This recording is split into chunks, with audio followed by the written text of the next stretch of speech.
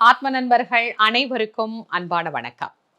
நாம தொடர்ந்து பல்வேறு வகையான தலைப்புகள்ல பல நிகழ்வுகள் வருகிற போது, அதாவது சிறப்பு நிகழ்வுகள் வருகிற போது, அதை பற்றிய சிறப்பு தகவல்களையும் நாம் பார்ப்பதுண்டு. அந்த வகையில இன்னைக்கு பார்க்கக்கூடிய பதிவும் ஒரு சிறப்பு தகவலான பதிவு தான். மாசி மாதம் அப்படின்னு சொன்னாலே எல்லா கோவில்கள்லையும் தெப்போற்சவம் நடைபெறுவது அப்படிங்கிறது ஒரு வழக்கம். அதிலும் குறிப்பாக வரக்கூடிய மாசி மகம் அப்படிங்கிறது அதிவிசேஷமான ஒரு நாள். அந்த நாள்ல நாம எவ்வாறெல்லாம் வழிபாடு பண்ணணும், என்னென்ன சிறப்புகள் இந்த மாசி மகத்திற்கு அமைந்திருக்கிறது அப்படிங்கிற தகவல்கள் அனைத்தையும் இந்த பதிவுல தொடர்ந்து பார்க்கலாம் வாங்க.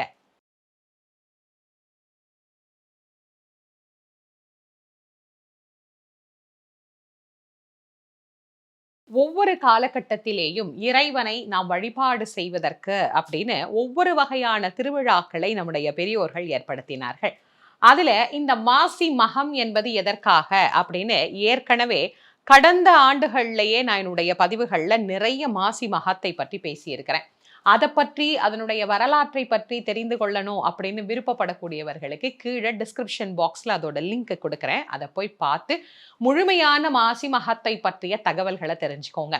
இந்த ஆண்டு சுருக்கமாக நாம் அதை பற்றி சிந்திக்கணும் அப்படின்னு சொன்னா, கபாலீஸ்வரத்துல எழுந்தருளி அருள் புரியக்கூடிய எம்பெருமான் கடலாடக்கூடிய அந்த நிகழ்வு மாசி மாதத்தில் நடைபெறும் அப்படிங்கிறத ரொம்ப அழகா நம்முடைய முன்னோர்கள் என்றைக்கோ நமக்கு சொல்லி வைத்தார்கள். எம்பெருமானுடைய அற்புதமான காட்சிகளை கோவிலுக்குள்ளே நாம் பார்க்கிறோம், திருத்தேர் உலாவாக நாம் பார்க்கிறோம். அதுபோல நதித்துறைகளிலேயும் இறைவன் எழுந்தருளி அருள் புரிகின்றார் அப்படிங்கிற அந்த அற்புதமான விஷயத்தை தான் இந்த மாசி மாதம் முழுவதுமே பார்க்கிறோம். இது சைவ வைணவ பேதமை இல்லாது எல்லா கோவில்களிலும் இந்த கடலாடுகின்ற உற்சவம் அப்படிங்கிறது நடைபெறும். மடலார்ந்த தெங்கின் மயிலையார் மாசி கடலாட்டு கண்டான் கபாலீச்சரம் அமர்ந்தான் அப்படின்னு ரொம்ப அழகா கபாலீஸ்வரர் போய் கடலில் நீராடக்கூடியது மாசி மகா திருவிழாவில் அப்படின்னு நமக்கு பதிவு பண்ணியிருக்கிறாங்க. கபாலீஸ்வரர் மட்டும் இல்லைங்க, எல்லா ஆலயங்களிலும் இருக்கக்கூடிய இறைவனையும் இந்த கடல் நீராட்டல் அப்படிங்கிறது இந்த மாதத்துல நடைபெறும். அவ்வளவு அழகான உற்சவங்கள் நடைபெறக்கூடிய மாசி மகம் அப்படிங்கிறது இந்த ஆண்டு எப்பொழுது வருகிறது, அந்த நாளில் நாம் எந்தெந்த தெய்வங்களை எல்லாம் வழிபாடு செய்து என்னென்ன பலன்களை எல்லாம் பெறலாம் அப்படிங்கிறத பார்ப்போமா? முதல்ல வரக்கூடிய தேதி என்ன அப்படின்னா 6ஆம் தேதி 3வது மாதம் 2023 மாசி மகம் என்பது நமக்கு அமைந்திருக்கிறது. ஒரு சில கோவில்கள்ல 7ஆம் தேதியும் காலையில இந்த விழா கொண்டாடப்படுகிறது. கடலுக்கு போற சுவாமி எல்லாம் காலையில போகிற வழக்கமும் உண்டு. அதனால 6ஆம் தேதி முழுமையாக இதை நாம் எடுத்துக்கொள்ளலாம். கோவில்களில் 7ஆம் தேதி கொண்டாடுகிற போது கோவிலில் போய் நாம் அந்த வழிபாட்டிலேயும் கலந்து கொள்ளலாம். இந்த நாளின் மிக முக்கியமான உயர்வு அப்படின்னு பார்த்தீங்கன்னா, வருண பகவானுக்கு சிவபெருமான் ஒரு வரம் கொடுக்கின்றார். உன்னில் யாரெல்லாம் இந்த நாளில் நீராடுகிறார்களோ அவர்களுக்கு பாவங்களை நீக்கி புண்ணியத்தை தர வேண்டும் அப்படின்னு. எதனால?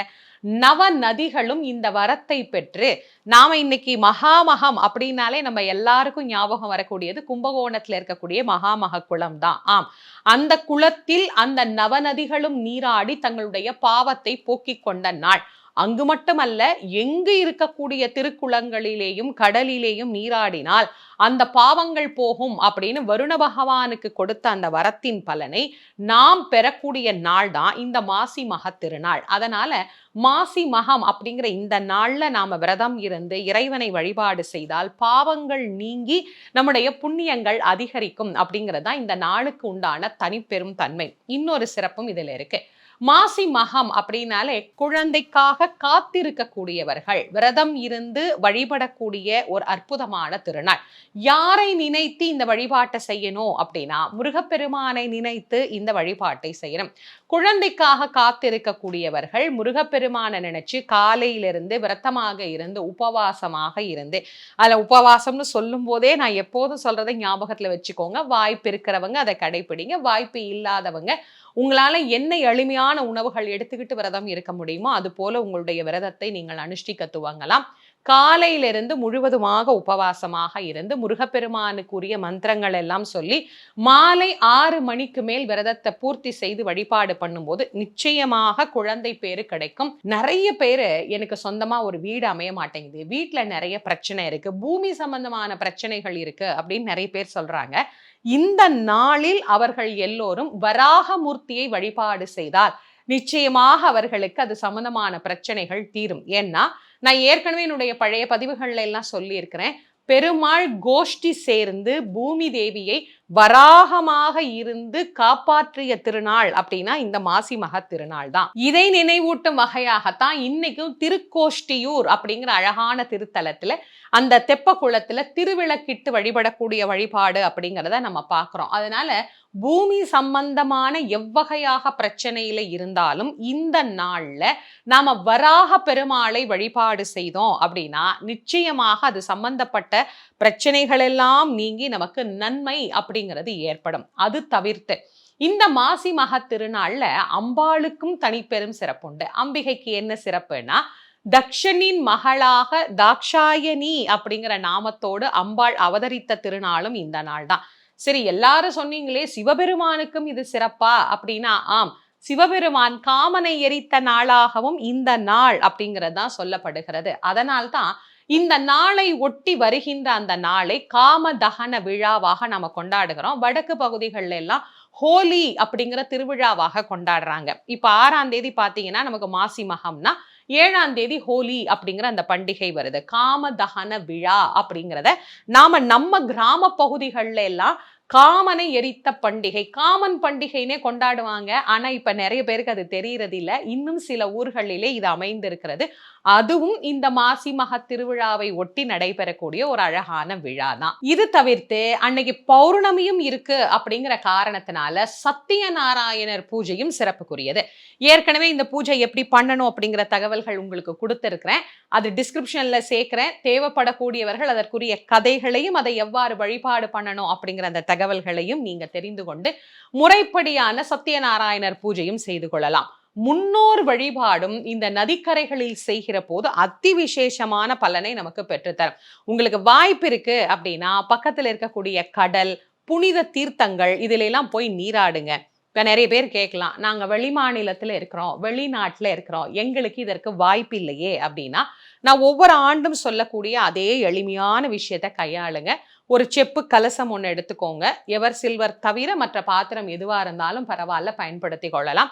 அதுல நீர் நிரப்பி அதுல மஞ்சள் பொடி, வாசனை திரவிய பொடி, கொஞ்சமா மலர்கள் சேர்த்து அதை சுவாமி முன்னாடி வச்சு கங்கை, யமுனை, கோதாவரி, நர்மதா, சரஸ்வதி, சிந்து, காவேரின்னு எல்லா நதிகளும் இந்த தீர்த்தத்தில் எழுந்தருளி எங்களுக்கு புனித நீராடிய பலனை தரணும் அப்படின்னு பிரார்த்தனை பண்ணிக்கோங்க.